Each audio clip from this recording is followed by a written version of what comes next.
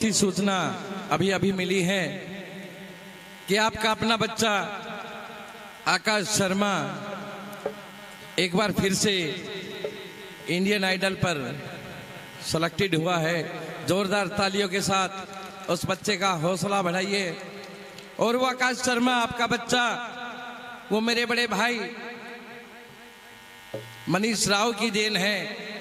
इन्होंने उस बच्चे को आगे बढ़ने में इतना संघर्ष करके आशीर्वाद दिया है कि आज वो बच्चा पूरे विश्व भर में आपका नाम रोशन कर रहा है। जोरदार तालियों के साथ स्वागत कीजिए। अब मैं बड़े भाई से निवेदन करूंगा, कृपया मंच पर आकर हमारा हौसला बढ़ाए। जय श्री राम। पीछे वाले तो सारे के सारे मेरे ख्याल से मगन हो गए, बोल ही नहीं रहे। जोर से बोलेंगे जय श्री राम। मैं देख पा रहा था कि जब मैं आ रहा था तो काफी लोग आसपास के गांव से भी यहां पर आ रहे थे। अब जहां से आप लोग आए हो वहां तक तो ये मैसेज जाना ही चाहिए ना कि भाई हाँ, हम रामलीला देखने गए थे। जो ये मुनि के रोल में थे, कितना अच्छा रोल अदा कर रहे थे, उनसे प्रभावित होकर ही बोल दो जोर से, बोलो जय श्री राम। बहुत अच्छे दिन चल रहे हैं माता रानी के। नवरात्रों में आप लोग रामलीला का आनंद ले रहे हो।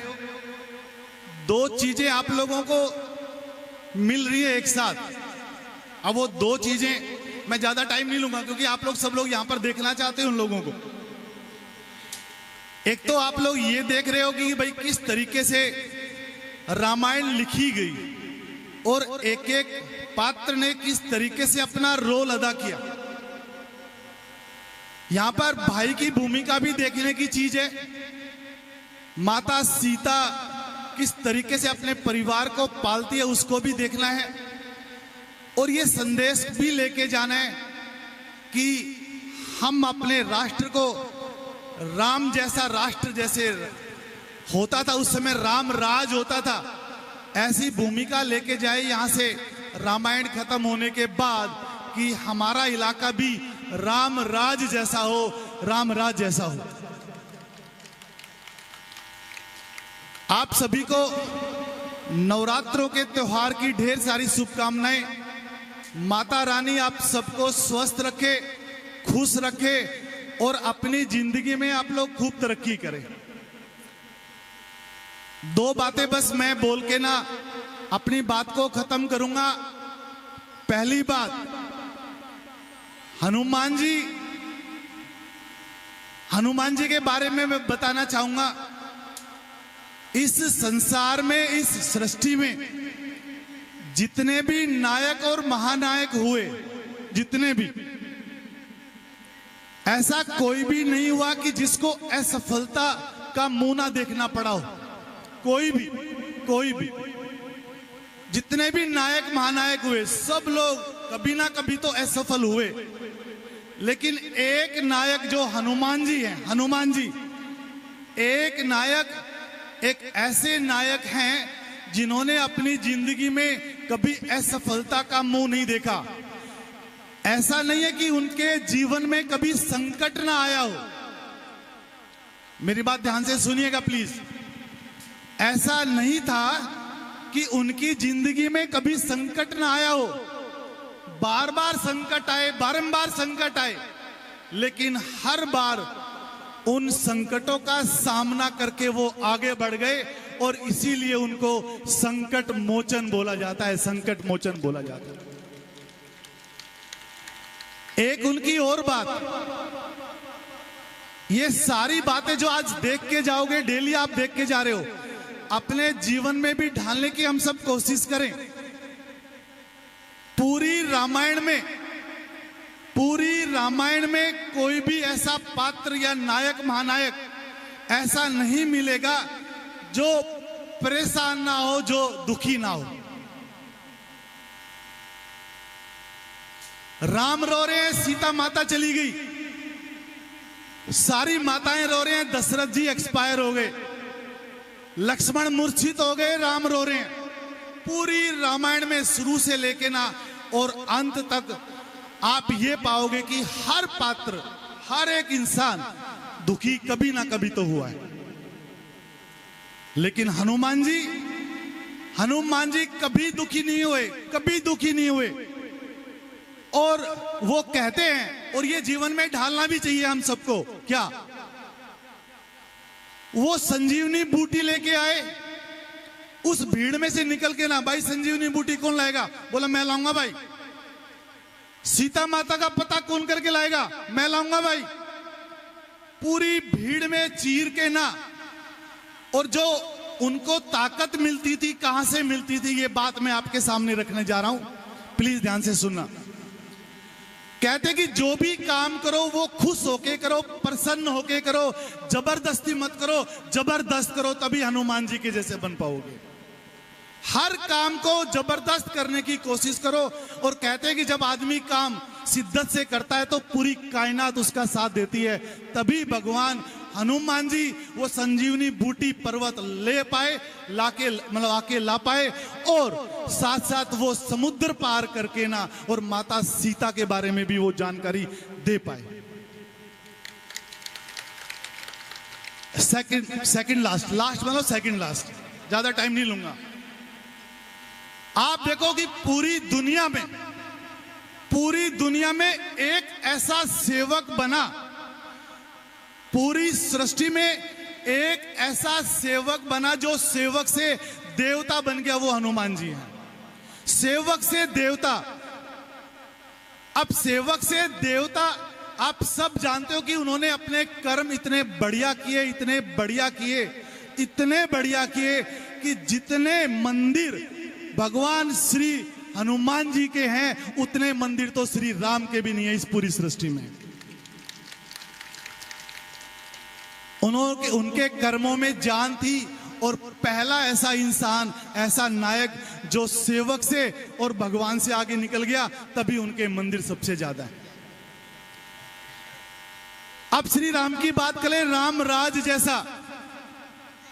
दो लाइनें बोल के ना मैं अपनी बात को खत्म करूंगा बस। भगवान राम को वनवास हो गया, चित्रकूट चले गए वो। वहां पर एक वन माता मिलने आई भगवान राम से। वन माता बोलती है कि हे भगवान, हे श्री राम, आप हमारे जंगल में पधारे हैं, अगर कोई भी बात हो तो हमें बताएं। यहां से एक चीज सीखने की है, ध्यान से सीखेंगे हम लोग, सुनेंगे पहले। उन्होंने बोला कि मैं जिस रास्ते से आया हूं, उस रास्ते में कांटे बहुत ज्यादा थे, और ये बात मेरे को पक्का पता है कि रात को मेरा भाई भरत जो है वो मेरे से मिलने पक्का आएगा, तो वो रास्ते के जो कांटे हैं वो हटवा देना, मेरा भाई को वो कांटे देखने ना पड़े, ना उसको लगे, उसको कष्ट ना हो। ये भाई की भूमिका है जो जंगल में है। वन माता उससे बोलती है कि हे श्री राम, दशरथ पुत्र भगवान राम का भाई क्या इतना कमजोर है जो उन कांटों के कष्ट से वो परेशान हो जाएगा? अब जो आगे की बात मैं आपके सामने रखने जा रहा हूं वो शायद आपको प्रभावित करे। भगवान राम ने ये बोला, अरे भाई वो वज्र की तरह कठोर है, दशरथ पुत्र है, अयोध्या का राजा है, राम का भाई है, वो कमजोर नहीं है, वो कमजोर नहीं है। बात ये है कि जब वो ये देखेगा कि मेरे भाई श्री राम को इस रास्ते से मेरे कारण जाना पड़ा तो कितना दुख होगा। बात ये है। तो हम सब लोग यहां से कुछ ना कुछ डेली सीख के जाएंगे, अच्छा सोच के जाएंगे, तो हम अपने इलाके को राम राज जैसा बना पाए। बोलो हनुमान जी की, जोर से फिर नहीं बोला, बोलो हनुमान जी की, सालासर बाबा की। मेहंदीपुर बालाजी की, तिरुपति बालाजी की, और आप सबकी भी जय। बहुत बहुत धन्यवाद मेरे को इस लेवल पे यहाँ पर बुलाया, और सचमुच में इन लोगों ने भगवान श्री राम के पात्र को जीवंत कर दिया। पूरी कमेटी को बहुत बहुत बधाई।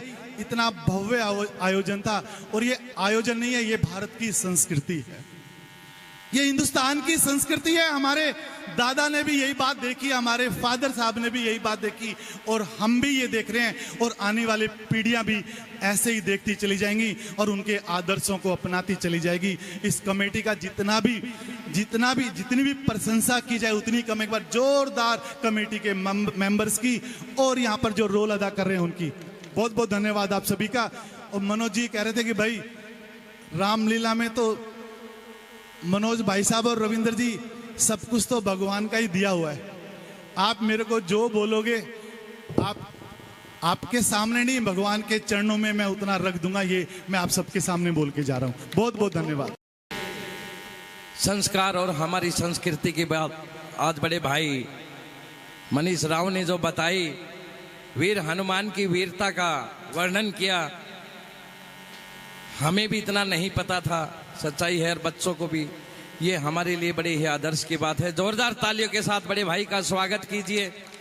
आज भाई साहब पूछ रहे थे कि मनोज कैसे, क्या चल रहा है रामलीला का, क्या करना है। मैंने कहा बड़े भाई पिछली साल करीब 13.5 लाख रुपए का खर्च आ गया था, और 11.5 लाख रुपए सभी ने हमारी मदद की थी, और ऐसे ही अगर आगे भी रहा तो शायद आगे चलकर, ये तो भविष्य की बात है। लेकिन भाई साहब ने कहा कि अच्छी बात है, आपने सब बातें बता दी। कहते हैं ना कि दान देने वाले की कीमत नहीं, नियत देखी जाती है। जोरदार तालियों के साथ स्वागत कीजिए भाई साहब का। आदमी मुख्य अतिथि नहीं होता, गांव का मेंबर होता है, तो मैं चाहूंगा कि ये बात ना बोली जाए। और स्वागत अपने गांव में अपने का ही क्या ही स्वागत है। और जहां तक बात आकाश की है, हम सब लोग भगवान से प्रार्थना करें कि बच्चा इंडियन आइडल में भी नंबर 1 पोजीशन के ऊपर पहुंचे। कहते हैं कि दवाइयों से फालतू और परिश्रम से फालतू कई बार दुआएं काम कर जाती हैं, तो आप लोगों की दुआएं उस बच्चे को मिलनी चाहिए। उसके पापा ने बहुत मेहनत की है, उस बच्चे ने भी बहुत मेहनत की है, तो हम सब लोग यही दुआ करते हैं कि भगवान उसको रैंक 1 दे। बड़े ही सरल स्वभाव के हैं भाई साहब, और ये भी सच्चाई है